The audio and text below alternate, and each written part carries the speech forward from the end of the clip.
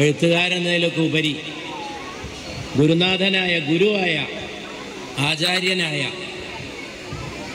വൈക്കം മുഹമ്മദ് ബഷീറിനെ ആദര പുരസ്സരം, സ്നേഹ പുരസ്സരം ഓർക്കുന്ന നേരമായതുകൊണ്ട് കുട്ടികൾ കഴിയുന്നിടത്തോളം നിശബ്ദരാവണമെന്നാണ് എനിക്ക് അപേക്ഷിക്കാനുള്ളത്. എന്നാലും കുറച്ച് ശബ്ദമൊക്കെ ഉണ്ടാവും. അത് ഇതിൻ്റെ ഭാഗമായിട്ട് കണക്കാക്കി നമുക്ക് ഈ ചടങ്ങ് ഭംഗിയായിട്ട് നടത്താൻ സാധിക്കും. വളരെ ഹൃദയസ്പർശിയായ ഈ ചടങ്ങിൽ അധ്യക്ഷം വഹിക്കുന്ന കേവലം ഒരു അധ്യക്ഷൻ എന്നതിലുപരി ഒരു ഗഹനമായ അധ്യക്ഷ പ്രസംഗം തന്നെ ഇവിടെ നിർവഹിച്ച മലയാളത്തിൻ്റെ അക്ഷരലോകത്ത് പുതുമയുള്ള പരീക്ഷണങ്ങളിലൂടെ മലയാളിയുടെ വായനാ സംസ്കാരത്തെ അനൽപമാവിധം സ്വാധീനിച്ച എൻ്റെ പ്രിയ സ്നേഹിതൻ ശ്രീ രവി DC ഇവിടെ മുഖ്യമായി പ്രഭാഷണം നടത്താൻ എത്തിയിട്ടുള്ള ലോകസഞ്ചാരിയായ ഒരു വിശ്വസാഹിത്യകാരനെ കുറിച്ചാണ് നമ്മൾ പറയണതെന്ന്. അപ്പോൾ ലോകസഞ്ചാരിയാണ്. അദ്ദേഹത്തെക്കുറിച്ച് അനുസ്മരിക്കുന്ന സദസ്സിൽ സംസാരിക്കാൻ എത്തിയിട്ടുള്ളത് എൻ്റെ ചിരകാല സുഹൃത്ത് സന്തോഷ് ജോർജ് കുളങ്ങര, എൻ്റെ സ്നേഹനിധിയായ സഹോദരൻ അനീസ്, എൻ്റെ പ്രിയ സഹോദരി ഷാഹിന, പ്രിയപ്പെട്ട അമ്പിളി, പ്രിയപ്പെട്ട സ്വാഗതമാശംസിച്ച വസീം അഹമ്മദ് ബഷീർ, എനിക്ക് വളരെ പ്രിയപ്പെട്ട ബഹുമാന്യരായിട്ടുള്ള എൻ്റെ സുഹൃത്തുക്കളും എനിക്ക് വളരെ അടുത്ത സമ്പർക്കമുള്ള മറ്റ് സഹോദരങ്ങളും വളരെ പ്രധാനപ്പെട്ടവരൊക്കെ സദസ്സിലുണ്ട്. പേരെടുത്ത് പറഞ്ഞ് അഭിസംബോധന ചെയ്യേണ്ട പ്രമുഖരെയാണ് ഞാൻ മുമ്പിൽ കാണുന്നത്. ഞാൻ എല്ലാവർക്കും എൻ്റെ ആദരം, എൻ്റെ നമസ്കാരം, എൻ്റെ നമോഭാഗം. സഹോദരന്മാരെ, സഹോദരിമാരെ, വിശേഷിച്ചും വളരെ കൗതുകത്തോടെ ബഷീറിൻ്റെ വസതിയിൽ എത്തിച്ചേർന്നിട്ടുള്ള കുട്ടികളെ ഞാനിങ്ങനെ ആലോചിക്കുകയാണ്. ഇവിടെ വന്നിട്ട് വലിയ പ്രസംഗമൊന്നും ചെയ്യുന്നതിൽ അർത്ഥമില്ല. ഇവിടെ വന്നിട്ട് പ്രസംഗം ചെയ്യുന്നത് ഒരു അല്പത്തമായിരിക്കും. വാക്കുകൾക്ക് മൗനത്തിൻ്റെ ശക്തിയുണ്ടെന്നും മൗനത്തിന് വാക്കുകളുടെ ശക്തിയുണ്ടെന്നും പഠിപ്പിച്ച, ബോധ്യപ്പെടുത്തിയ വലിയൊരു എഴുത്തുകാരൻ വസിച്ച ഭവനത്തിൻ്റെ മുറ്റത്താണ് നമ്മളിരിക്കുന്നത്. അതുകൊണ്ട് ഇവിടെയൊക്കെ വന്നിട്ട് പ്രഭാഷണം എന്നൊക്കെ പറയാമെന്ന് പറയുമ്പോൾ എനിക്ക് എന്നോട് തന്നെ പുച്ഛം തോന്നും. അതുകൊണ്ട് അതിനൊന്നും ഞാൻ മുതിരുന്നില്ല. ഞാൻ വളരെ ആദരത്തോടെ ബഷീറിൻ്റെ സ്മരണയ്ക്ക് മുമ്പിൽ ശിരസ് കുനിക്കുകയാണ്. എന്നെപ്പോലുള്ളവർക്ക് എന്താണ് ഇവിടെ വന്നു പോകുമ്പോഴുള്ള അനുഭവം? ഞാനിങ്ങനെ ഇങ്ങോട്ട് വരുന്ന യാത്രയൊക്കെ അനുഭവിച്ചിട്ടാണ് വന്നത്. ഇവിടെ വന്ന് നിൽക്കുന്നത് സംസാരിക്കാനല്ല, ഇവിടെ വന്നു പോകാനാണ്. ഈ അനുഭവം ഉൾക്കൊള്ളാനാണ്. എത്രയോ വർഷം ഈ പരിപാടിയിൽ ഞാൻ പങ്കെടുത്തിട്ടുണ്ട്. അനീസും ഷാഹിനെയൊക്കെ വിളിച്ച് ഓർമ്മപ്പെടുത്തിയിട്ടും ഓർമ്മപ്പെടുത്താതെയും സ്വന്തം ഓർത്തുമൊക്കെ വന്നിട്ടുണ്ട്. ഇത്തവണ എന്നെ വീട്ടുകാരിയാണ്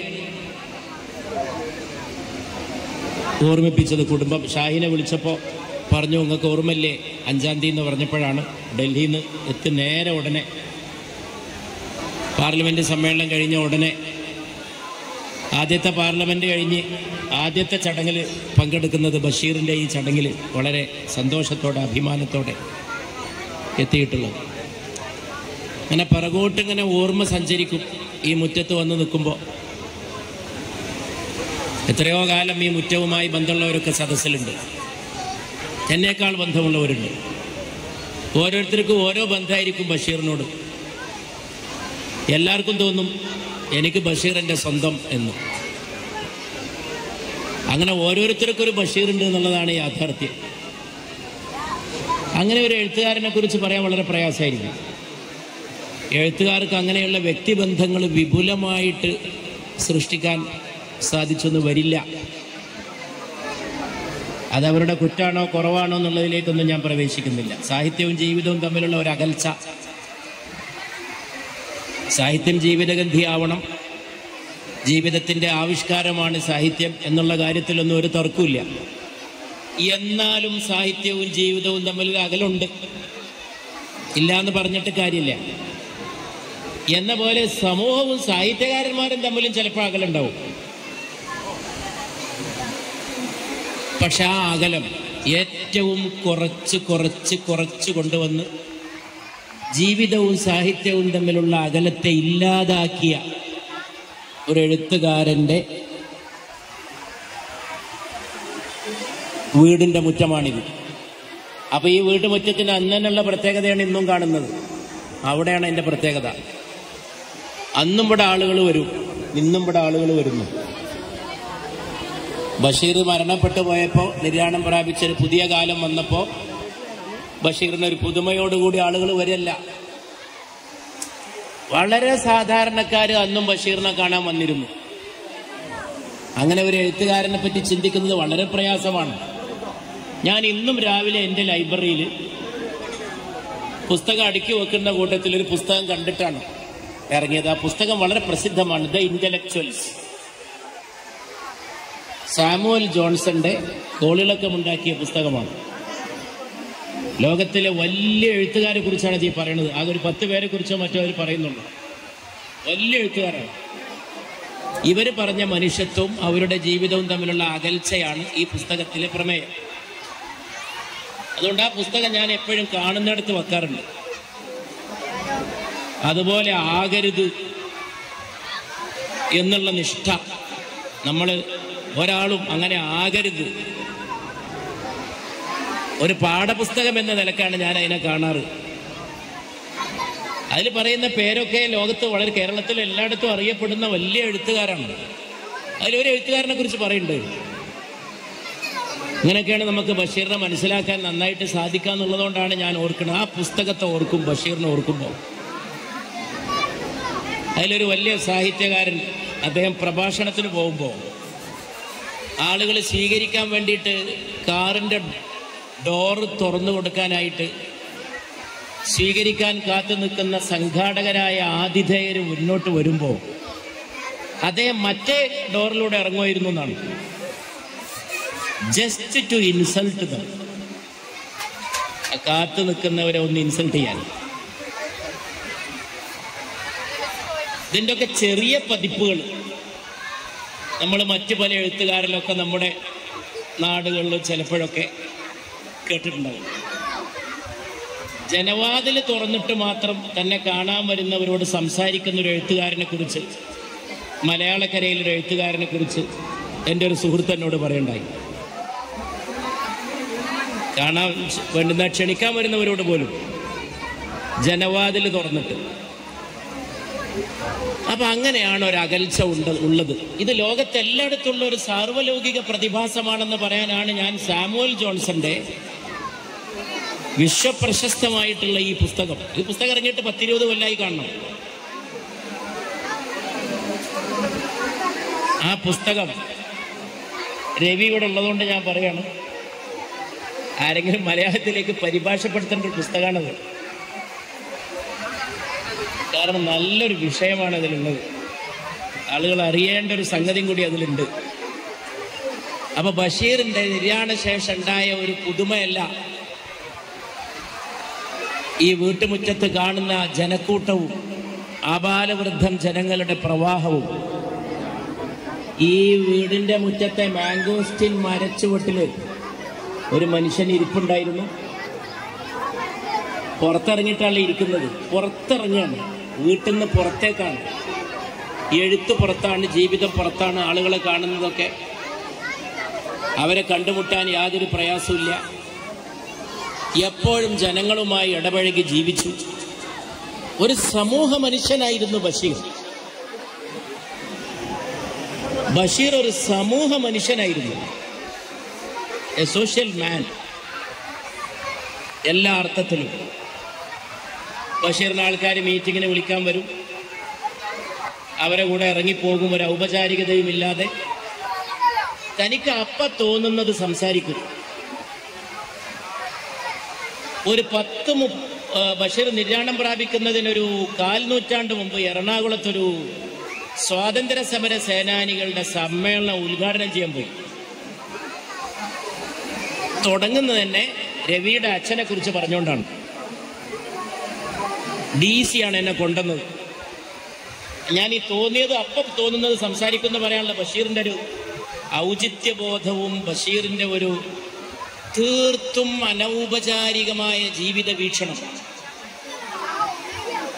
പിന്നെ പറയാണ് DC ഒരു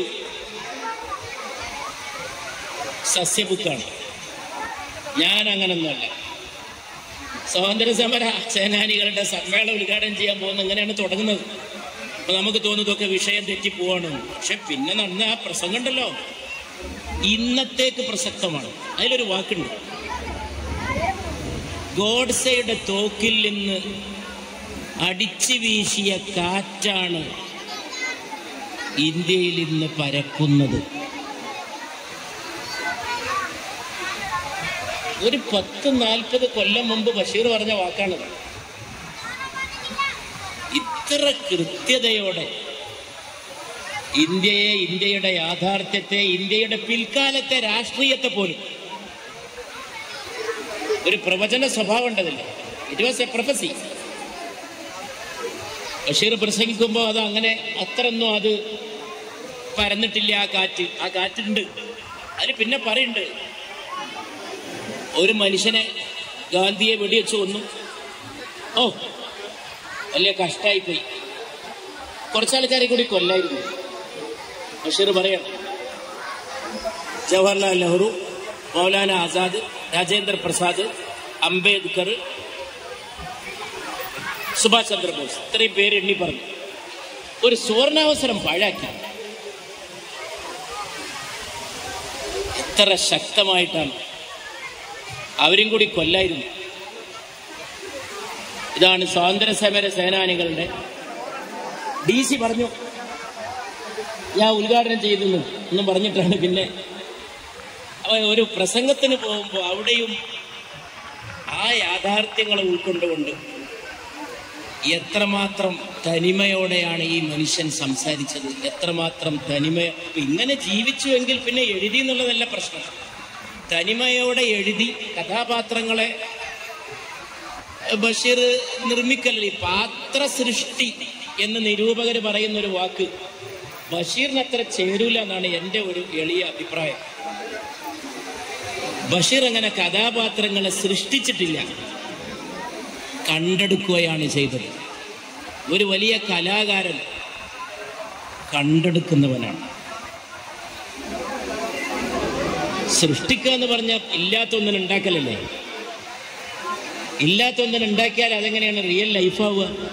യഥാർത്ഥ ജീവിതമാകണമെങ്കിൽ ആ ജീവിതത്തിൽ നിന്ന്. ഇപ്പോൾ ബാല്യകാല സഖിയെക്കുറിച്ച് എൻ്റെ ബഹുമാന്യ സ്നേഹിതൻ, നമ്മുടെ പ്രിയപ്പെട്ട അധ്യക്ഷൻ രവി പറഞ്ഞു,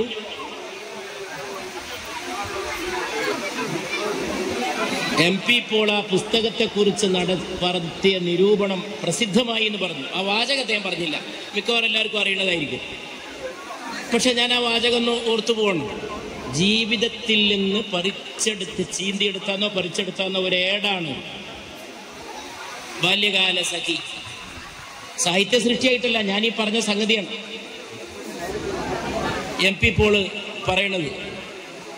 അപ്പോ എന്നിട്ട് അതിൻ്റെ വക്കത്ത് രക്തം പുരണ്ടിട്ടുണ്ട് എന്നാണ് പറയുന്നത്. ജീവിതത്തിൽ നിന്ന് പറിച്ചെടുത്തപ്പോൾ ചോര പുരണ്ടു. വല്ലാത്തൊരു നിരൂപണമാണ്. ആ നിരൂപണവും വളരെ ജീവിതഗന്ധിയാണ്. കൂട്ടത്തിൽ 80 വാക്കുകൾ ചുരുക്കണം. ദീർഘിച്ച് സംസാരിക്കുന്നില്ല. പ്രത്യേകിച്ചും എൻ്റെ പ്രിയ സ്നേഹിതൻ സന്തോഷ് കുളങ്ങരയുടെ വാക്കുകളിലൂടെ ബഷീറിനെ കേൾക്കാൻ നമ്മൾ ആകാംക്ഷ ഭരിതരാണ്.